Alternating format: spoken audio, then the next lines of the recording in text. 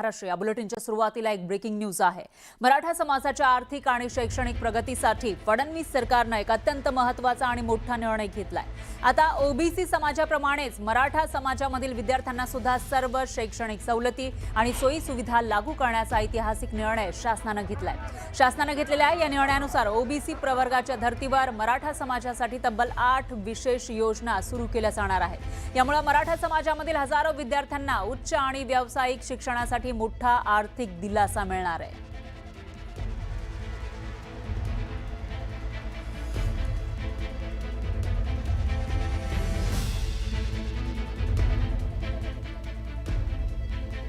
हा निर्णय नेमका काय आहे ते आपण बघूयात ग्राफिक्सच्या माध्यमातून। याच्यामध्ये शालांत परीक्षोत्तर शिष्यवृत्ती योजना असेल, त्याच्यानंतर मोटार वाहन चालक आणि वाहक प्रशिक्षण योजना सुद्धा दिली जाणार आहे, म्हणजेच स्किल विषयीचं हे शिक्षण असेल। त्याच्यानंतर माध्यमिक उच्च माध्यमिक विद्यार्थ्यांना शिष्यवृत्ती योजना सुद्धा असेल आणि याशिवाय शैक्षणिक शुल्क प्रतिपूर्ती योजनाही असेल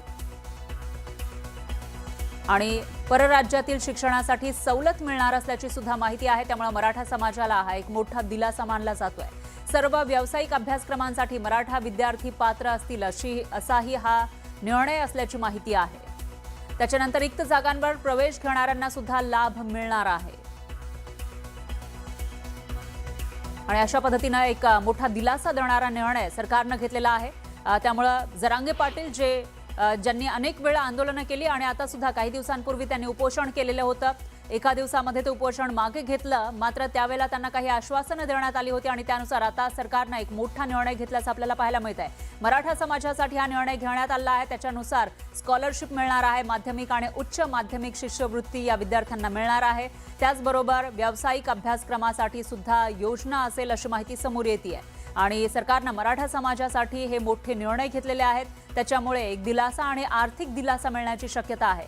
शालांत परीक्षोत्तर शिष्यवृत्ती योजना सुद्धा यामध्ये समाविष्ट असेल। मोटार वाहन चालक आणि इतरही जे व्यावसायिक अभ्यासक्रम आहेत त्यासाठी प्रशिक्षण दिलं जाईल आणि त्याचबरोबर आर्थिक मदत सुद्धा दिली जाणार आहे।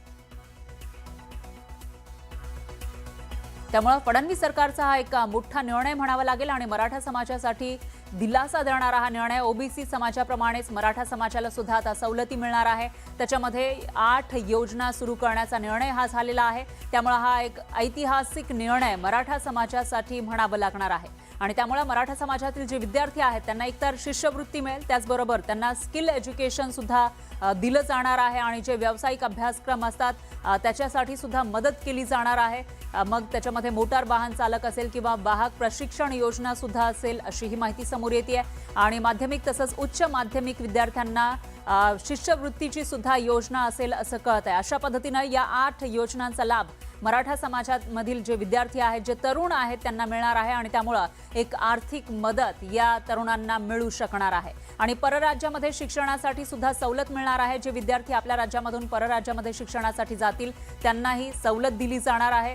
सर्व व्यावसायिक अभ्यासक्रमांसाठी सुद्धा मराठा विद्यार्थी हे पात्र असतील अशी ही माहिती समोर आलेली आहे आणि रिक्त जागांवर प्रवेश घेणारे जे विद्यार्थी आहेत त्यांनाही लाभ मिळणार असल्याची माहिती आहे। असा हा निर्णय आहे। त्यामुळे याच्यावर आता मराठा समाजाकडून आणि विशेषतः मनोज जरांगे पाटील मराठा आंदोलक यांच्याकडून काय प्रतिक्रिया येतात ते बघावं लागणार आहे, कारण वेळोवेळी त्यांनी मागण्या आपल्या लावून धरलेल्या आहेत। मराठा समाजासाठी त्यांनी आरक्षणाची मागणी केलेली होती आणि इतरही वेगवेगळ्या मागण्या त्यांनी केल्या होत्या। दरम्यान यावर प्रतिक्रिया देण्यासाठी लक्ष्मण हाके ओबीसीचे नेते आपल्यासोबत जोडले गेलेले आहेत। लक्ष्मण हाकेजी, हा एक मोठा निर्णय ओबीसी प्रमाणेच आता जे मराठा समाजातील विद्यार्थी आहेत किंवा तरुण आहेत त्यांना दिलासा देण्याचा प्रयत्न करण्यात आलाय, तुमची काय प्रतिक्रिया? अहो, ओबीसी प्रमाणे काय दिलंय? ओबीसीला दिलंच नाही काय तर। मग आता जो निर्णय झालेला आहे, जे 8 योजना मराठा समाजासाठी विद्यार्थ्यांसाठी दिल्या जाणार आहेत त्या लागू नाहीये? हे बघा मॅडम, ओबीसींना 7-8 लाख करोडच्या बजेटमध्ये फक्त 0.5% बजेटरी तरतूद आहे। त्यामुळे महाज्योतीला पण सारथीच्या तुलनेत कमी निधी मिळतो। स्वर्गीय अण्णासाहेब पाटील महामंडळाला जे कर्ज भेटतं, जो हमी भेटते गव्हर्नमेंटची, व्याज भरतं गव्हर्नमेंट, पण ओबीसीच्या कुठल्याही महामंडळाला साधं कार्यालय नाही, साधा अध्यक्ष नाही, 1 रुपयाची बजेटरी तरतूद नाही, साधा शिपाई नाही। त्यामुळे ओबीसी प्रमाणे मराठा समाजाला, ओबीसी प्रमाणे मराठा समाजाला, ओबीसीला मिळालंय कुठं काय? पण आता कुठून अच्छा माहिती ठीक आहे, येते? मराठा समाजासाठी हा जो निर्णय झालेला आहे याच्यावर तुमचं काय मत आहे, तुमची काय हे प्रतिक्रिया बघा, आहे? विद्यार्थ्यांसाठी हे बघा, शिक्षण हा मूलभूत अधिकार आहे इथल्या प्रत्येक विद्यार्थ्याचा आणि पाल्याचा. मुलांना शिक्षणासाठी काही सुविधा मिळत असतात, सर्व जात धर्माच्या मुलांना दर्जेदार शिक्षण मिळावं असं म्हणणारा मी कार्यकर्ता आहे. पण तुम्ही ओबीसी प्रमाणे मराठा समाजाला असं जर काही म्हणत असाल, मराठा समाजाप्रमाणे ओबीसीला असं म्हणायची आवश्यकता आहे महाराष्ट्रामध्ये? कुणी सांगितलं तुम्हाला की ओबीसीला खूप मोठं बजेट मिळालंय, खूप मोठं निधी मिळतोय? बजेट नाही, ज्या योजना आहे, शिष्यवृत्तीच्या योजना असतील किंवा जे शिक्षणासाठीच्या ज्या योजना आहेत तशा पद्धतीच्या योजना मराठा समाजामधील जे विद्यार्थी आहेत किंवा जे तरुण आहेत त्यांच्यासाठी आणल्या जाणार आहेत अशी माहिती आपल्याकडे आली होती. बरं, आता जो निर्णय घेतलेला आहे सरकारनं, महाराष्ट्र सरकारनं, तो तुम्ही बघितलेला असेल, तुम्हाला माहिती असेल त्याविषयी, तर यावर तुमची प्रतिक्रिया काय आहे? ही माझी प्रतिक्रिया अशी आहे की या महाराष्ट्रामध्ये 13-14 करोड जनता राहते, वेगवेगळे जात समूह राहतात. मराठा समाज मागासलाय आणि मराठा समाजाच्याच मागण्यांना तेवढं रेड कार्पेट घालायचं, बजेटरी तरतुदी काढायच्या, GR काढायचे. हे सरकार काय फक्त मराठा समाजासाठी आहे का? बाकीच्या लोकांची कुठलीही मागणी ना कागदावर येते ना फुलफिल होते. हे काय चाललंय? हा सामाजिक न्याय आहे का महाराष्ट्रामध्ये? जी रुलर जात आहे, जी डॉमिनेटिंग कास्ट आहे या महाराष्ट्राची, शासनकर्ती जमात आहे, गावच्या पोलीस पाटलापासून सरपंचापासून महाराष्ट्राच्या मुख्यमंत्र्यांपर्यंत महाराष्ट्राच्या व्यवस्थेवर ज्यांचा प्रभाव आहे त्याच लोकांच्या मागण्या मान्य होणार का या महाराष्ट्रामध्ये? मग आता तुमची भूमिका काय असणार आहे? कारण काही दिवसांपूर्वीच मनोज जरांगे पाटील यांनी आंदोलन केलेलं होतं आणि आपल्या मागण्या मान्य कराव्या अशी मागणी त्यांनी केली होती. अहो, मनोज जरांगे वोट सुट काही मागण्या करतो, महिन्याला एक उपोषण करतो तो माणूस, महिन्याला एक GR मराठा समाजासाठी या महाराष्ट्रात पारित होतो. कुणी सांगितलं मराठा समाज सोशली हँडिकॅप्ड आहे म्हणून? सोशली हँडिकॅप्ड या महाराष्ट्रामधले SC ST बांधव आहेत. सोशली हँडिकॅप्ड या महाराष्ट्रामधले ओबीसी बलुते आलुते बांधव आहेत, भटक्या विमुक्त जाती जमाती आहेत. मराठा समाज सामाजिक दृष्ट्या मागास सांगितलं कोणी अशा पद्धतीचे निर्णय घ्यायला?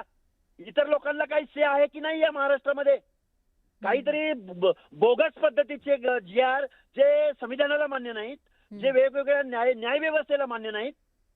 मराठा समाजासाठी काम करतं की काय हे सरकार महाराष्ट्राचं? तुमचा मुद्दा लक्षात आलेला आहे. आता पुढे नेमकं काय होणार ते बघावं लागेल. धन्यवाद, तुम्ही News18 मराठीशी बोललात त्याबद्दल. तर लक्ष्मण हाके ओबीसी नेते यांची ही प्रतिक्रिया आपण ऐकलेली आहे. आणि त्याचबरोबर मराठा समाजाकडून आणि मराठा समाजातले जे नेते आहेत, जे आंदोलक आहेत, त्यांच्या काय प्रतिक्रिया येतात याकडेही लक्ष असेल.